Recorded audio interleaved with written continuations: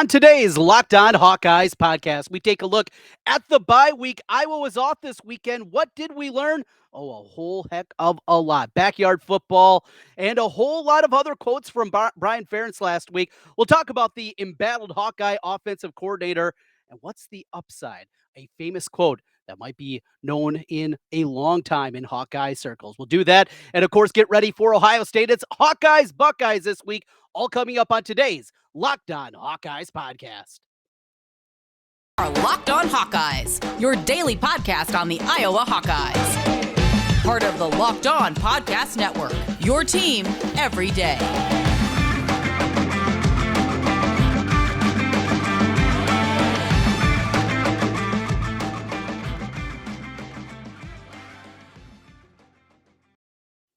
I'm Trent Condon. This is the Locked On Hawkeyes podcast. Thanks for making Locked On Hawkeyes your first listen each and every day. Available wherever you get podcasts. You can also find us on YouTube. Just search Locked On Hawkeyes. You can find us there. Thanks to all our viewers on YouTube. And while you're around, if you could hit that subscribe button, we would greatly appreciate it. So the Hawkeyes, of course, on a bye last weekend. And that means it is Ohio State coming up this week. We will talk a lot about the matchup against the Buckeyes, where Iowa are currently more than a 4-touchdown underdog against Ohio State. We will get into that, but one final look back at last week and want to talk a little bit more about Brian Ferentz. Brian Ferentz, of course, the offensive coordinator, Kirk's son, and embattled. This offense has been absolutely brutal this year. We're halfway through the season and a lot of disappointment that came out of the press conference. So we touched on this last week, myself and Biz, during our podcast towards the middle of the week after that one came out. Just want to go a little bit deeper into this and some of the things that came out of there and a lot of the frustrations that continue. So I want to take you back to 2014. That was a season where there was a lot of disappointment for Iowa, a good team, and of course, we know what it came out of it, right?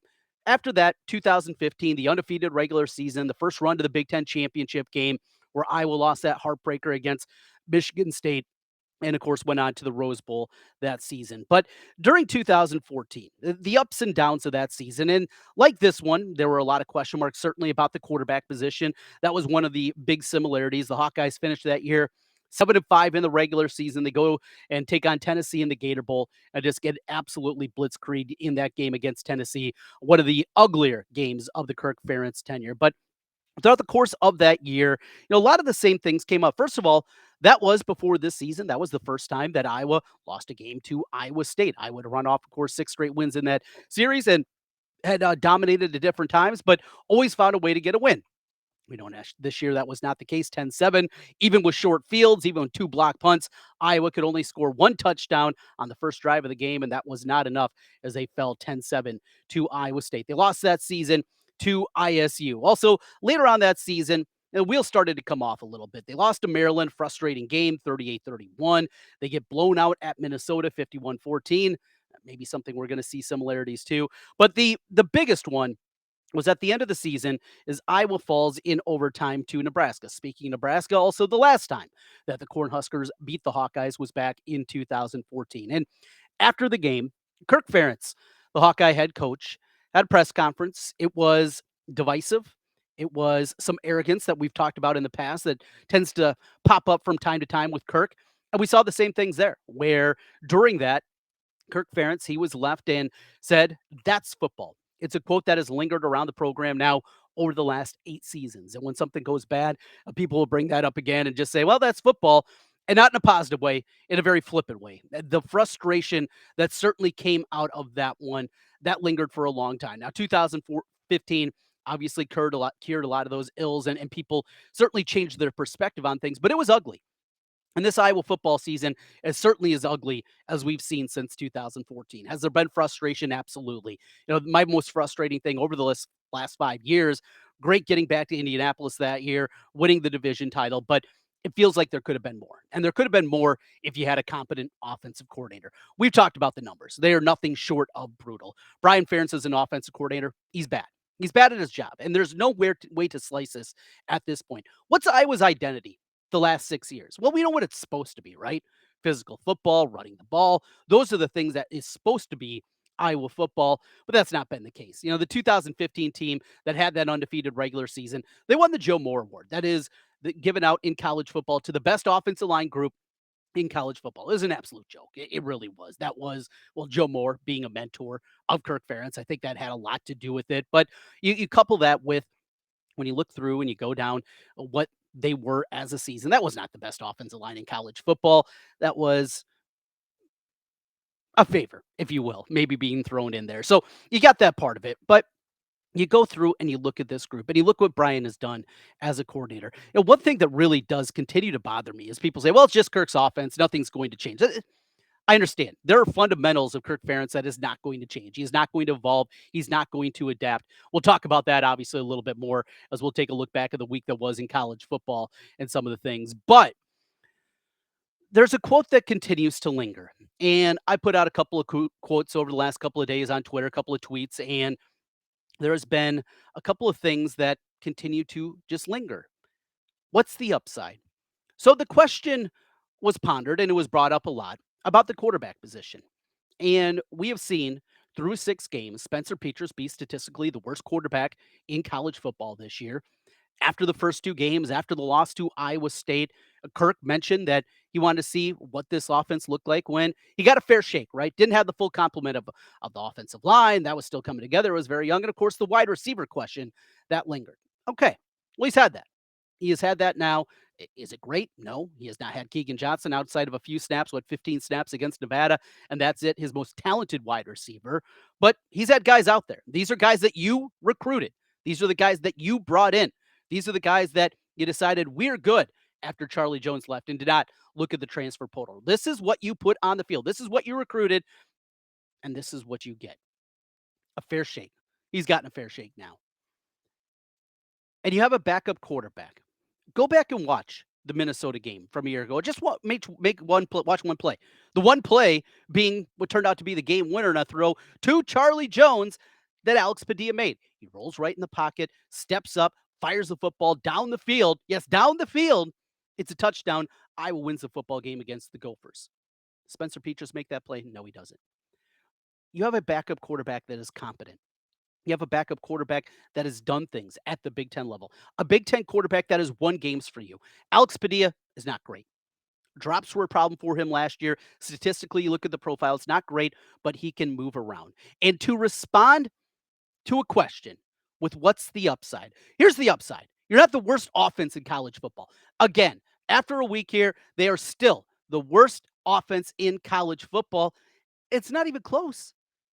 What's the upside? That is your response. I mean, talk about tone deaf, no clue what is going on. It is absolutely brutal that is how you respond to a question like that. What's the upside? Well, the upside is you're not the worst in the country. There's nowhere to go but up. That's the upside. Look, if this offense was okay, they're 70th in the country and we're still having these questions.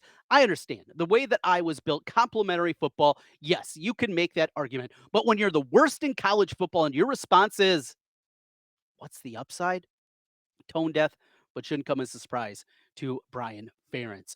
Big weekend in college football. One other thing Brian mentioned, well, we don't want to have backyard football. Backyard football. It's another tone deaf response by Brian Ferentz. We'll talk about what we saw this weekend in college football. Get ready for Iowa State. Oh boy, this one was ugly. That's all coming up as we continue on the Locked On Hawkeyes podcast.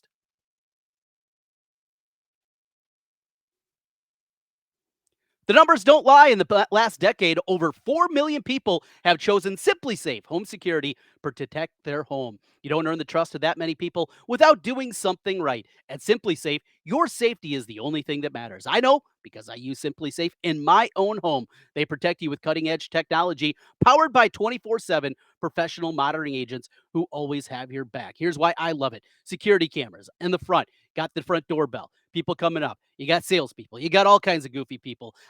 We had a storm here about a month back in West Des Moines, and every roofer in the state and across the country feels like has stopped by and said, hey, we can help you out.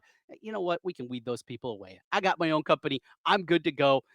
SimpliSafe helps you do that. Not just the front yard, but across. Those cameras make a huge, huge difference. And 24/7 professional monitoring. SimpliSafe agents will call you the moment a threat is detected, dispatch police or first responders in an emergency, even if you're not home or can't be reached. Simply Safe blankets your home in protection, advanced sensors for every room, window, and door, HD security cameras for inside and outside your home, smarter ways to detect motion that alert only you when a threat is real, and even hazard sensors that instantly detect fires, floods, other threats to your home.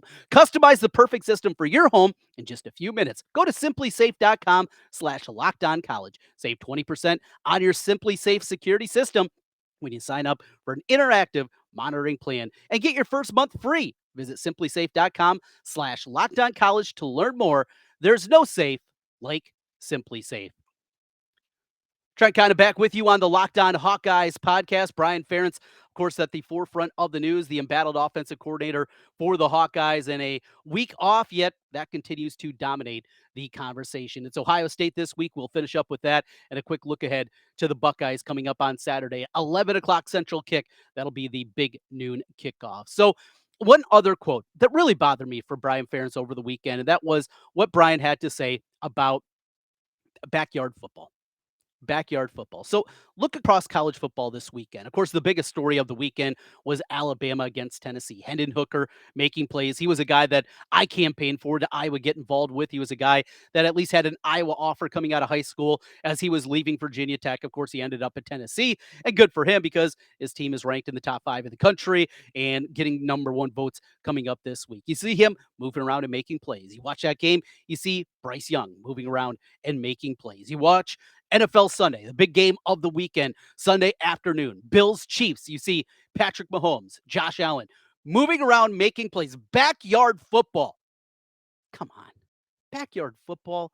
I mean, talk about just having this simplistic view of football. I get Tom Brady, right? Tom Brady, he is at the top. He is going back to his career throughout the Patriots and now what he is today, even in a loss yesterday. They didn't get the 2-point conversion, but Tom Brady doesn't move around a lot, but that is, I guess, that's the apple of the eye of the Iowa staff, right? Brian's connections to the Patriots, of course, going back with Bill Belichick and Kirk Ferentz coaching together in Cleveland 30 years ago.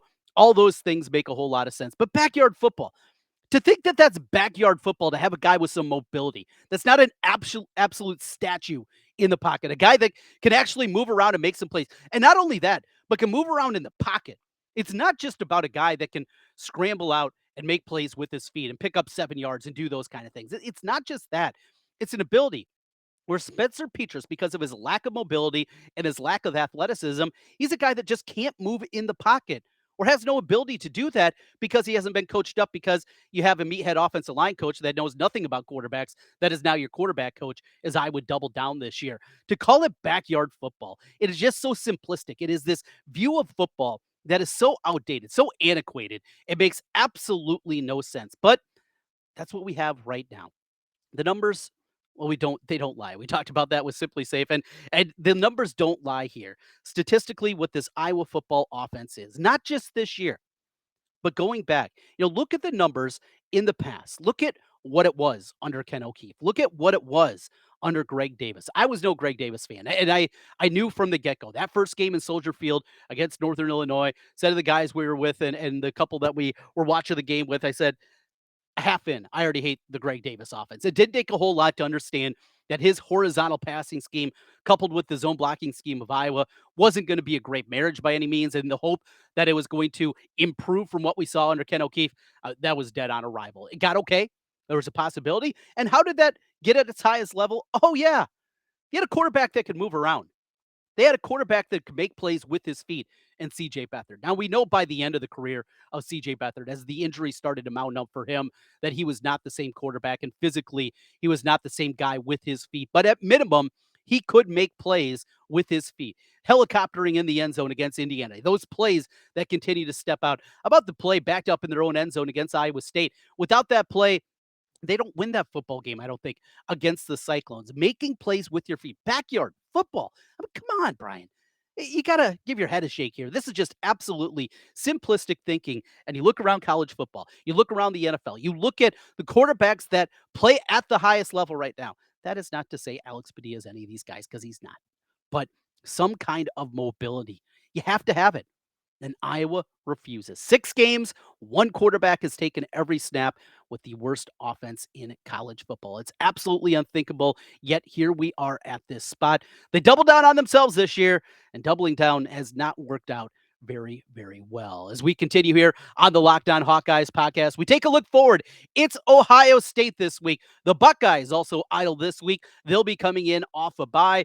We remember 2017. It's a great memory.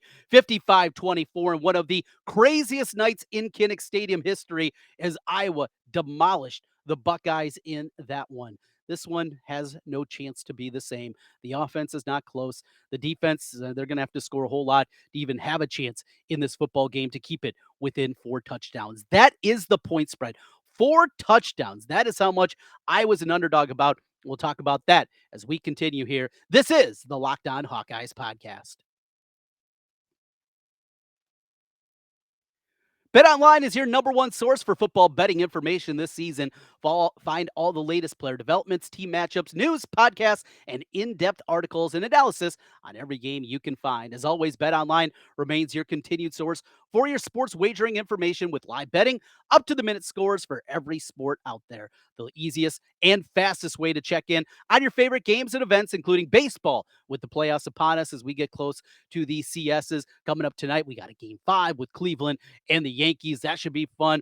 Boxing, MMA, golf, basketball, and golf are starting up, and hockey, are starting up. You got a lot going on. Head to BetOnline or use your mobile device to learn more. BetOnline, where the game starts.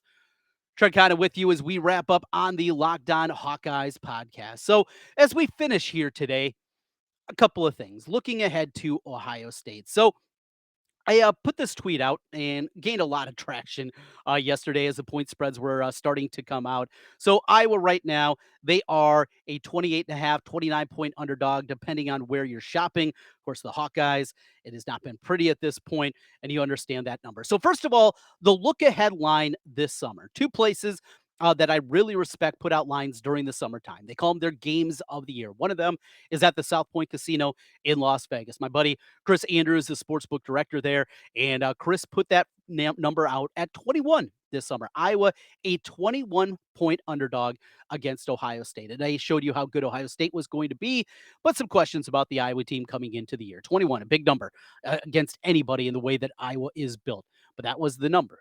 And then it comes out late Saturday night. I saw the first official line that you could bet, and that number had moved significantly. A couple weeks back, we talked about some lines here in the state of Iowa from Elite Sportsbook. They had that about the same number, 21. That was the number that was pretty much out there, 3 touchdowns. And now Iowa is an underdog, a monster underdog, 28.5. I'm seeing some 29s out there right now.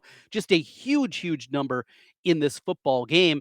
And I put out this tweet, and it shows you where this Iowa program is currently.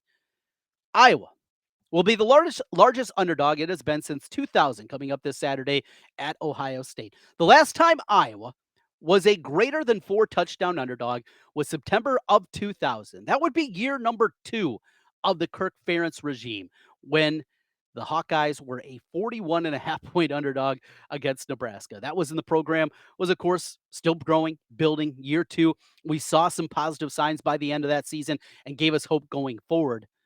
Where's the hope right now? Doesn't feel like there's a whole lot out there, and that shows you about this team. Ohio State, they can move the football up and down the field. This offense is prolific. And oh, by the way, they got one of those backyard quarterbacks. CJ Stroud, yeah, he can move around a little bit. That helps. They have an offense that continues to put numbers up. They are going to be an incredibly difficult matchup for this Iowa defense. Riley Moss, Cooper DeJean, I mean, they got to be ready to go. But you have to find something offensively. To think that Iowa is going to be able to win this football game, or at least to find a way to hang around 2017, 24-20, something in that realm, it's completely unrealistic because the offense, A, has not shown the signs that they have the ability to do that, coupled with your defense is going to be on the field a whole lot. They run fast, they run tempo, they're going to be up and down the field. They're running the football at a high level, and they could beat you in a couple of different ways. People love to talk about C.J. Stroud and what he is, and that complement of receivers from Marvin Harrison Jr., who has about as many touchdowns as Iowa does as a team this year. I mean, how sad is that? Not even their best wide receiver, as Jackson Smith-Njigba has been injured this season, has only played a few snaps overall. We'll see if he's going to be healthy and ready to go. but they also have an ability to run the football. You go back to that first game of the year against Notre Dame. That offense had some struggles early on. They were not certainly at the same level that what we saw and what we were anticipating coming into the year. I think the injury to Smith and Jigba was a part of that, but that's what you had. And what happens? Iowa, now they have to find a way to try to play like Notre Dame did. That wasn't a great Notre Dame team. We've seen them lose to Stanford last weekend. They have a loss against Marshall. Can you come up with a game plan like that? I don't know. That was game one. Game ones are different. This this feels nearly impossible. I hate to say impossible, right? We've talked about the upsets. We talked about it before the Michigan game. This Iowa program, when things are at their lowest under Kirk Ferentz, they have found a way to dig themselves out. Now, I'm not so sure. I just don't have the positivity that there is anyway. Not to win this football game. That's not even what I'm talking about here. Save face. Be solid. Have a chance. That is the impossibility that it feels like we're dealing with right now. It is a sad, sad place that we are, but that is where we are. That'll do it for today's Locked On Hawkeyes podcast. We got LaShawn Daniels. He'll be stopping by later this week. We got Jace Bisgard. He'll be stopping by. My buddy Jason, we will break things down and get ready for it. Stat Boy, he'll be to work. He'll bring some great information, as he always does during the bye week and leading in to the next matchup against Ohio State. And of course, we're going to break down basketball a little bit more, get deeper and deeper into that. A busy week coming up here as we get ready for Hawkeyes and Buckeyes. Keep an eye out each and every day. And of course, you can also keep Locked On Big Ten with the Locked On Big Ten podcast. Nate Dickinson takes you around the Big Ten in 30 minutes each and every day. Check out Locked On Big Ten and make Locked On Big Ten your second listen every day. I'm Trent Condon. This has been the Locked On Hawkeyes podcast. Go Hawks!